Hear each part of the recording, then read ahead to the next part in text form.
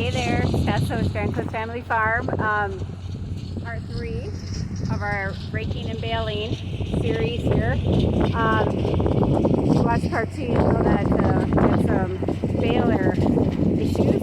We did not our head come loose, so we had to fix that, and then and make some windrows, but all the loose hay that didn't get tied up into windrows. We can nail those up again, and we're back in business, thankfully. Oh, it's always something. But it's looking good now. You can see behind me here. It's tying, it's growing, it's working as it should. So that's a good thing. And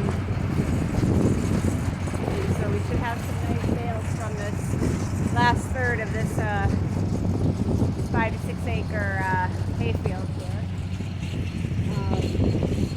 So it's a nice sound to hear, nice sight to see. Let's see how he's doing. I'm gonna just make sure that he's a little bit in the video so you can see all that. I know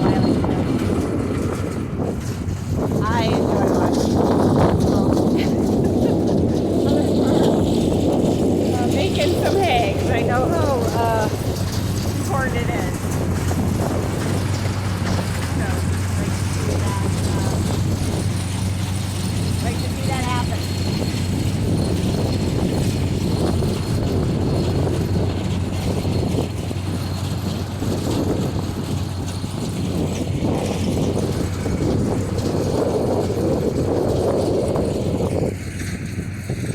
Guys for watching. Thank you for tuning in, and I hope you enjoyed it. If you are interested in more content like this from our farm, from Strandcliff Family Farm, please subscribe.